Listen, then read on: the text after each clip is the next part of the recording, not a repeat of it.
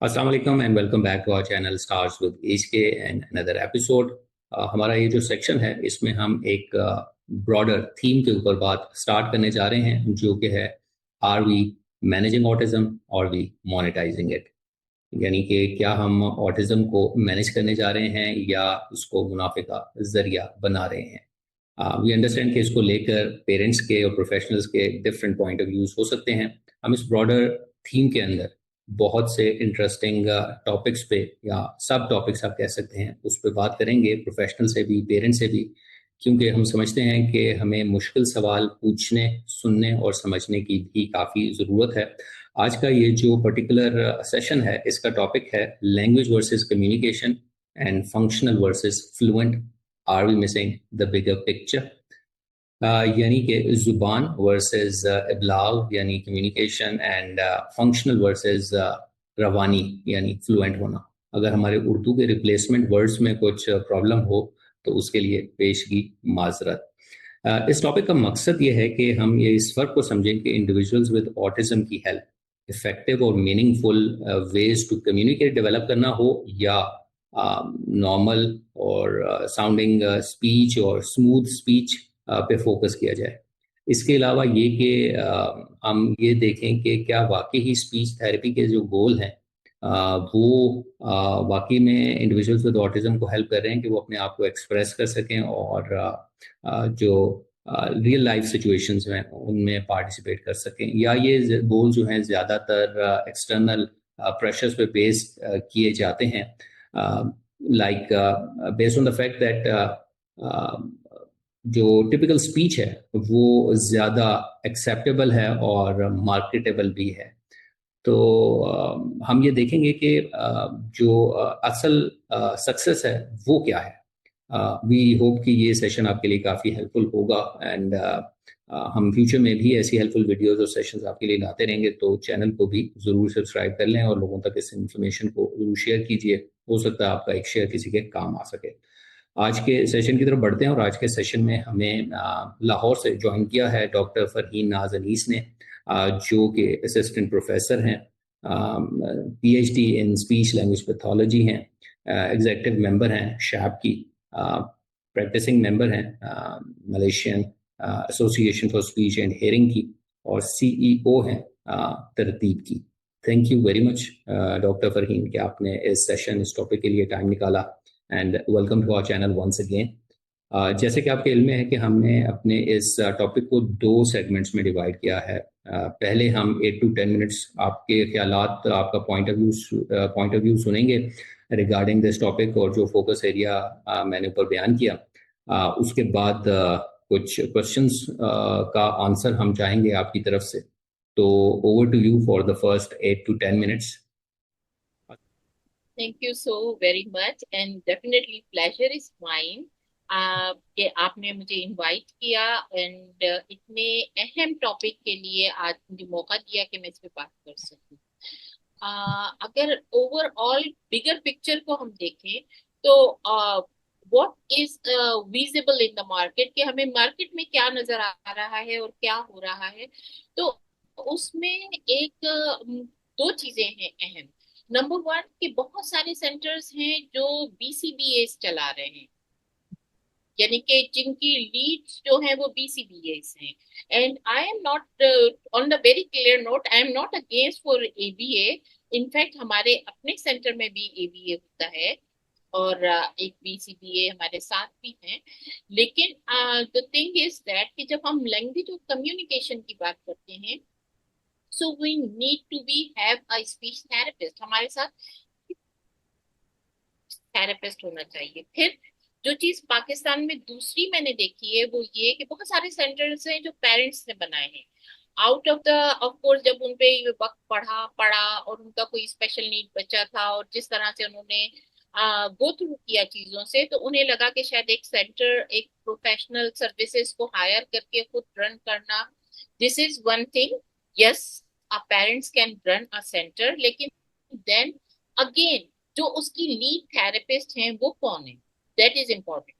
कि वो कौन कौन है, ऐसा शख्स है जो आपके बच्चों के प्रोग्राम्स को डिजाइन कर रहा है। फिर तीसरी चीज जो हमें जो देखने को मिलती है आमतौर पे कि सेंटर्स में एज ए स्पीच थेरेपिस्ट, जब एक सीईओ या सेंटर्स के एडमिनिस्ट्रेटिव टीम जब हायरिंग कर रही होती है तो दे आर लुकिंग कि कोई हमें फ्रेशर्स मिल जाए, because freshers are demanding less and they are working independently in the center without any supervision. और अभी तक पाकिस्तान में जो जैसे जैसे यूएसए का सिस्टम है, जैसे मलेशिया का सिस्टम है कि आप अगर फ्रेशर हैं तो you have to be have some supervise hours, कि आपके 900 सुपरवाइज आवर्स होंगे जिनको कोई सुपरवाइज करेगा, वेदर वो उसी सेंटर में करे या बाहर कहीं करे, लेकिन वो सुपरवाइज आवर आपके होने चाहिए, आपके प्लान्स डिस्कस होने चाहिए, वो हमारे पास नहीं है, ये सर्विसेज हमारे पास अवेलेबल नहीं है। फिर सेंटर में जैसे फॉर एग्जांपल मैंने एक स्पीच थेरेपिस्ट रखा है और एक मेरे पास बच्चा आया है ऑटिज्म का, तो मैं क्या चाहूंगी, पेरेंट्स क्या चाहेंगे, एक्चुअली पेरेंट्स चाहेंगे कि बच्चा बोलता नहीं है, बोलने लगे। स्पीच हम्म। थेरेपिस्ट एक प्रेशर है, उसे क्या करना है, उसे उसे बुलवाना है। तो द थिंग इज दैट कि स्पीच थेरेपिस्ट उनको फंक्शनल लैंग्वेज देने की बजाय उनको वोकैबलरी एड अप करना शुरू कर देते हैं, कि हम्म। वो फ्लैश कार्ड लिए, उन्होंने ऑब्जेक्ट लिए, उसके नाम सिखा दिए, बच्चे ने बोलने, बच्चा बोलने भी लगा। And hmm. There are so many case, अभी मैंने पिछले 6 महीनों में तो बहुत ज्यादा ऐसे 13-14 साल के बच्चे देखे हैं जो सेंटर में आते हैं असेसमेंट के लिए। या मसला क्या होता है कि अगर मैं उनसे कहूँ गिव मी पिंक सर्कल, वो मेरे हाथ में रख देगा, गिव मी येलो स्क्वायर फौरन दे देगा। और अगर हम्म। मैं उससे कहूँ कि स्क्वायर दे दो, या स्क्वायर कहाँ है, या वेयर इज स्क्वायर, क्योंकि वो इस क्वेश्चन से फेमिलियर नहीं है तो वो कोई आंसर नहीं देगा। दैट मीन्स कि बच्चे में फंक्शनल लैंग्वेज मिसिंग है। And honestly language is a generative, हो मतलब जो लैंग्वेज है वो हम जनरेट करते हैं, उसकी हमारी जो लर्निंग है वो एनालिटिक होती है। इट्स नॉट कि मैं सेंटेंसेस याद कर लूं या सेंटेंसेस याद करा दूं तो वो फंक्शनल हो जाएंगे। इवन अगर हम नॉन नेटिव, क्योंकि नॉन नेटिव लैंग्वेज पे मेरा थोड़ा सा वो है, मेरा पीएचडी नॉन नेटिव उस पे है, लैंग्वेजेस पे। तो कि हम उसको किस तरह से प्रोसेस करते हैं, बीइंग जैसे हमारी एक लैंग्वेज है और उसकी मौजूदगी में हम एक नई लैंग्वेज को कैसे प्रोसेस कर रहे होते हैं और उसकी लर्निंग हम्म। हमारी किस तरह से होती है। तो उसके लिए एक हमारा लाइक वो होता है प्रोसेसिंग, जो हमारी कॉग्निशन है वो हमारी नेटिव लैंग्वेज पे ज्यादा होती है, वो हमारी नॉन नेटिव लैंग्वेज पे नहीं होती। और हमारे सेंटर्स में क्या होता है कि बच्चों को इंग्लिश सिखाते हैं, पेरेंट्स भी आपके पास आते हैं, खासतौर पे जो अपर क्लास के पेरेंट्स होते हैं उनकी डिमांड होती है कि बच्चे को आप इंग्लिश बोलना सिखा दें। उनको इस बात पे कन्विंस करना कि एक इंसिडेंटल लर्निंग का प्रोसेस हो, यानी कि बच्चा अपनी इन्वायरमेंट से सीख सके, और वो है वो नेटिव लैंग्वेज में होता है, रिगार्डलेस कि आप अपने घर में कितनी इंग्लिश बोल रहे हैं।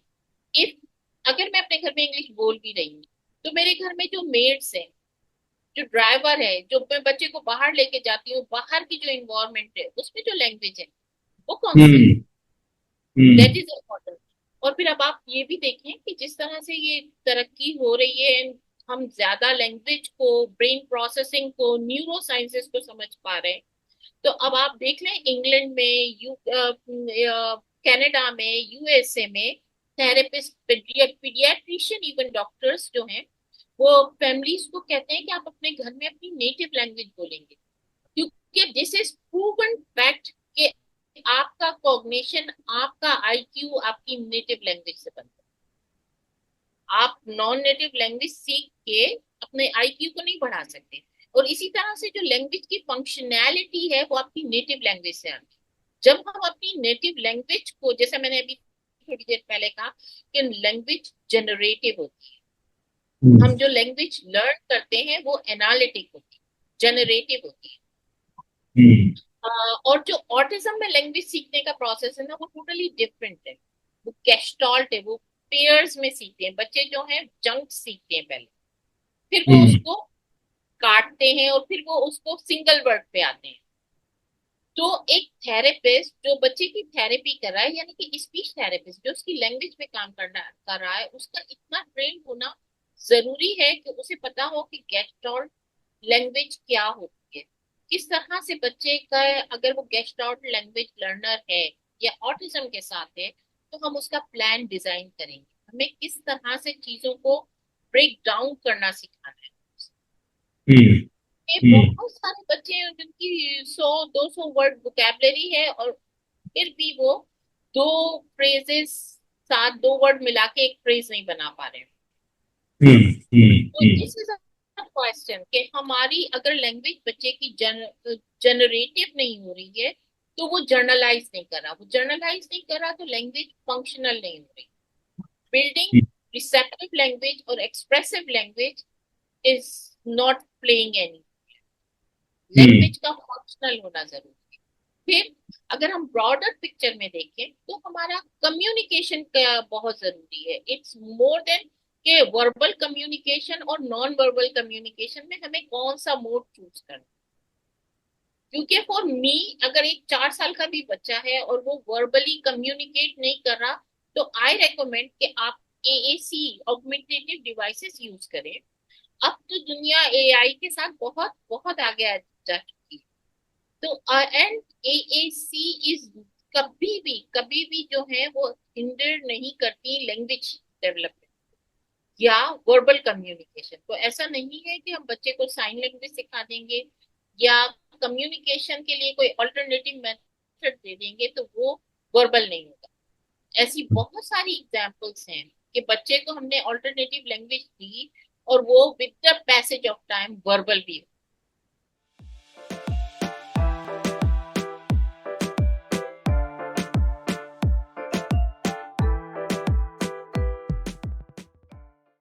ओके जी, थैंक यू वेरी मच। अब हम चलते हैं अपने क्वेश्चंस की तरफ जो कि इसी से रिलेटेड हैं। अभी आपने बात की कि हम जो एक्सप्रेसिव लैंग्वेज और अगर हम ग्रामर की तरफ चले जाएं, फ्लुएंसी की तरफ ज़्यादा फोकस रखना कर दें, तो आप समझती हैं कि उससे बच्चे की नीड्स को एक्सप्रेस करने की सलाहियत थोड़ी मुतासिर हो सकती है, क्या हम ऐसा कह सकते हैं?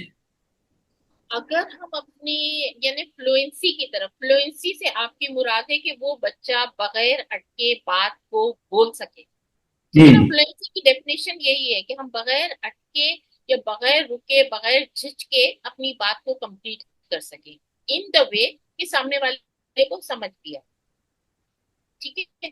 अगर हम राइट। इस डेफिनेशन के पास से देखें तो और हमारा फोकस अगर ग्रामर की तरफ, तो बच्चे में फ्लुएंसी किस तरह से आई, this is what you want to, right, यही आपका क्वेश्चन। मैं ये पूछना चाह रहा था कि अगर हम फ्लुएंसी और ग्रामर पे ज्यादा फोकस करते हैं तो क्या वो बच्चे की जो एक्सप्रेसिव नीड्स हैं, अपनी बात को ठीक तरीके से पहुंचाना, बेशक वो बिट्स एंड पीसेस में पहुंचा रहा हो, वो ज्यादा अच्छा है, या उसको फ्लुएंट करने के चक्कर में वो सारी चीजें पीछे रह जाएं? ये पूछना चाह रहा नहीं देखिए, बच्चे का, अब आप इसको इस तरह से देखें कि मैं ये, जैसे मैं अपने बच्चे को सिखा रही हूँ कि ये दे दो, गिव मी, हूँ। हम्म। ठीक है। ये जो बहुत कॉमन प्रैक्टिस है कि हम पहले बच्चे को वांट्स एंड नीड सिखाएंगे, फिर हम उसके बाद बे क्वेश्चन पे आएंगे कि व्हाट इज दिस। मेरा अपना ओपिनियन और मेरी ऑब्जर्वेशन भी ये है कि हम बच्चे को ओपिनियन देना नहीं सिखाते हम्म। कि मुझे ये पसंद है, मुझे ये नहीं चाहिए, ये अच्छा है, ये बुरा है, ओपिनियन कहाँ चला गया।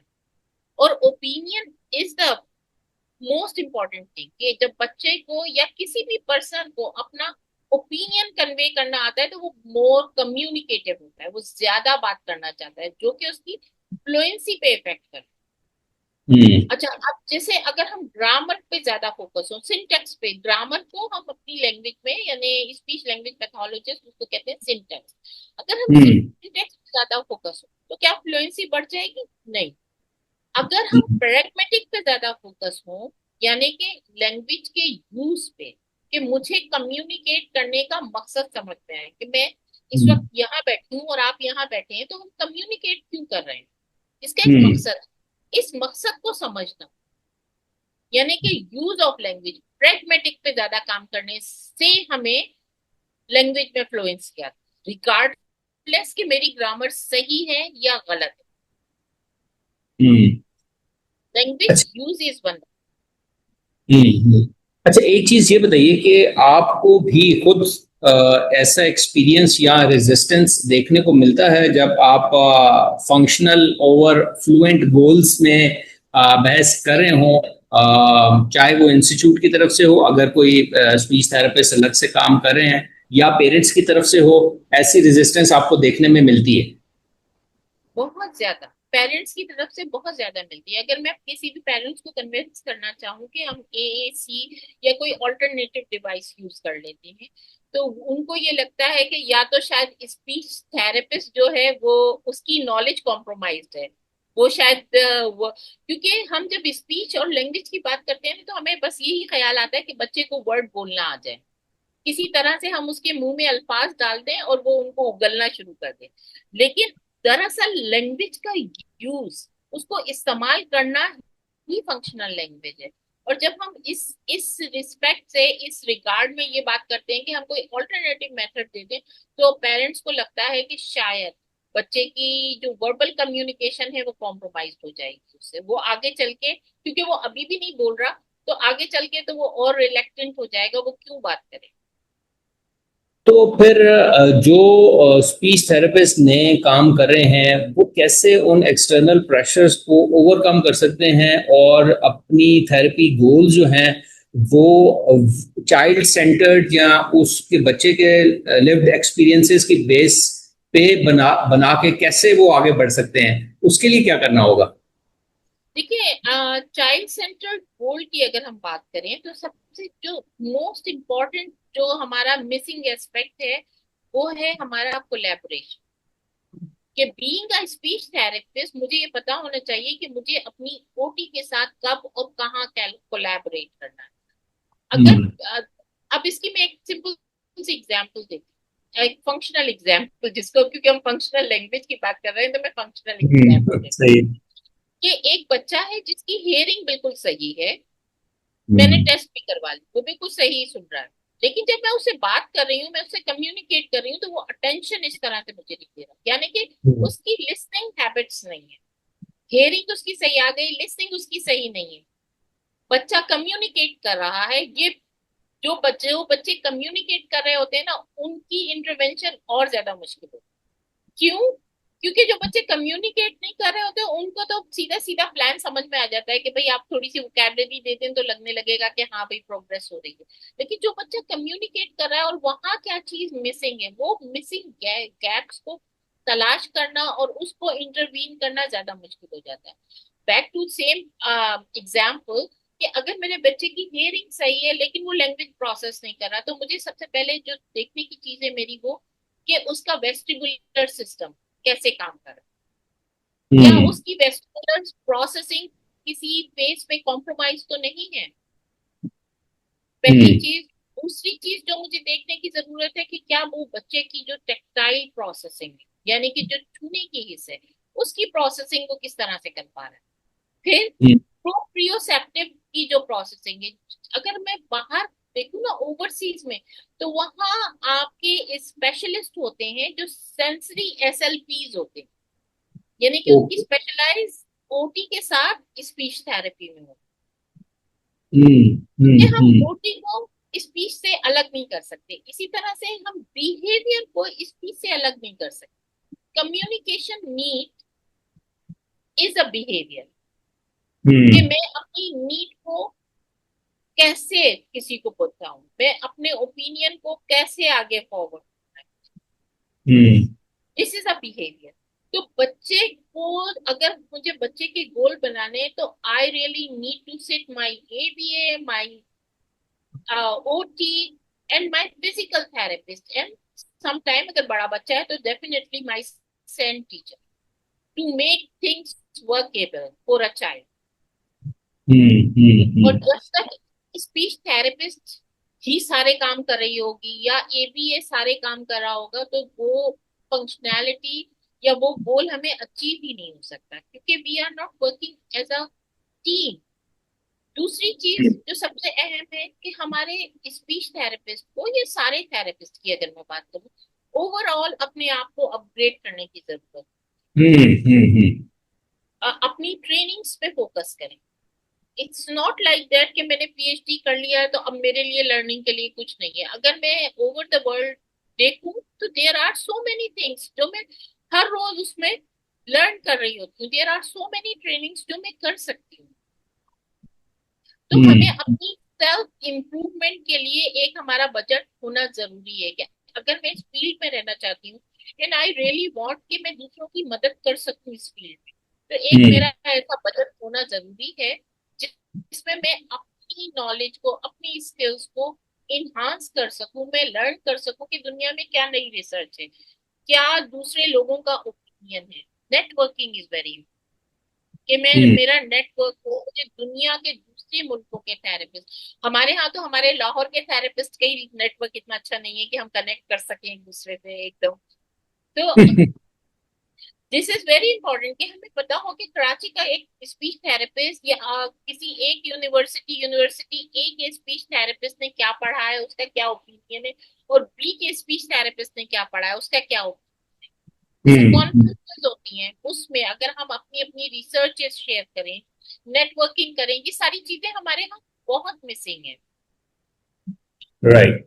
अच्छा, अगर मैं ये पूछूं आपके आपसे कि if you have to choose one core principle for speech therapy regarding autistic individuals, तो किस चीज पे आप सबसे ज्यादा फोकस करना चाहेंगी? या स्पीच थेरेपिस्ट जो आने वाले हैं, जो कि इंडिविजुअल्स विद ऑटिज्म के साथ काम कर रहे हैं स्पीच पे, किस कोर प्रिंसिपल पे काम करने की बहुत ज्यादा आप जरूरत समझती हैं, या उस पे फोकस करना आप समझती हैं कि बहुत ज्यादा जरूरी है? अगर कोई एक चूज करना हो, अव्वल तो बहुत सारे होंगे। बहुत सारे हैं, लेकिन अगर हम एक कोर प्रिंसिपल चूज करना चाहें तो मैं, क्योंकि अगर हम ऑटिज्म की डेफिनेशन भी देखें तो this is social communication disorder.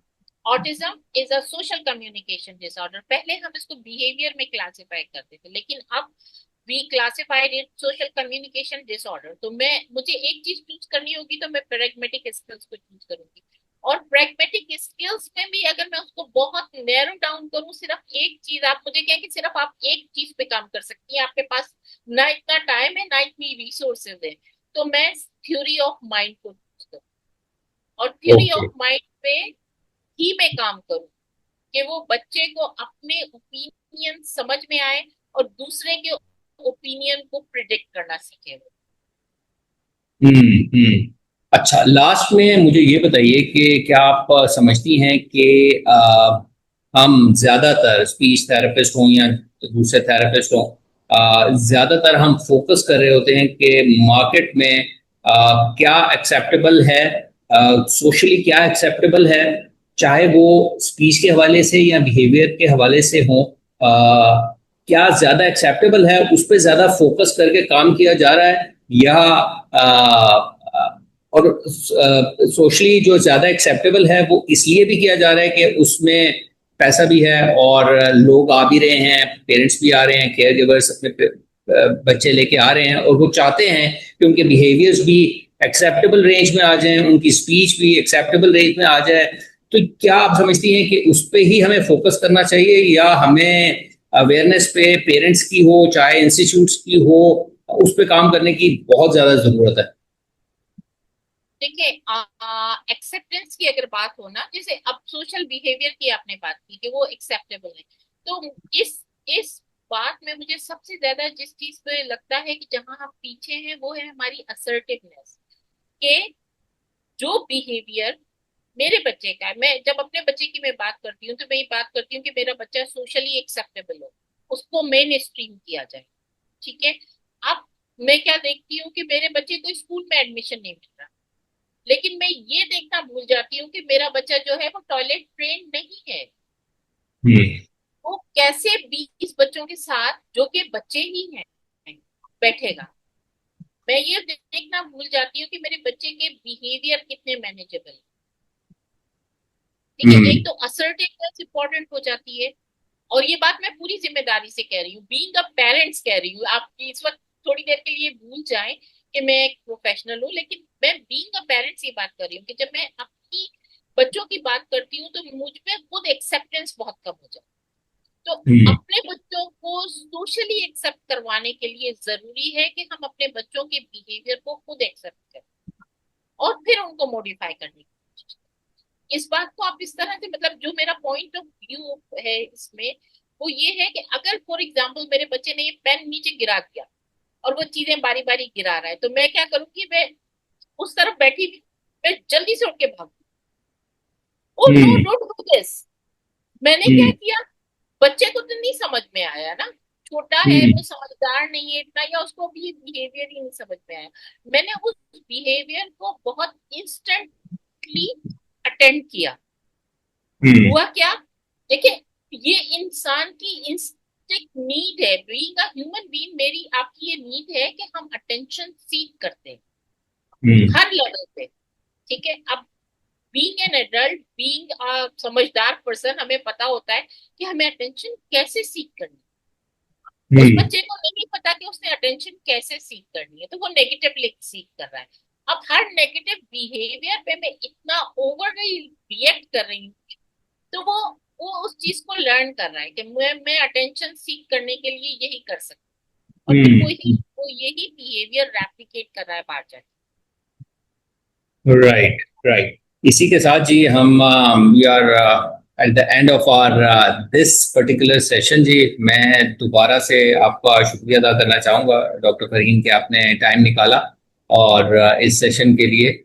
और हम चाहेंगे कि हमारे पास आगे भी और डिफरेंट टॉपिक्स हैं, और वक्त अगर आपके पास हुआ तो हम आपको दोबारा भी तंग करेंगे, तो उसकी पेश की इजाज़त भी लेना चाह रहे हैं। तो मोस्ट वेलकम, राइट, बहुत शुक्रिया जी। और आप सब लोगों का भी बहुत शुक्रिया जो इस वक्त इस वीडियो को देख रहे हैं। इंशाल्लाह नेक्स्ट सेशन में एक नए सब टॉपिक के साथ, एक टॉपिक के साथ या एक नए गेस्ट के साथ आपकी खिदमत में दोबारा हाजिर होंगे। Until then take care and अल्लाह हाफिज। अल्लाह हाफिज, टेक केयर एवरीवन।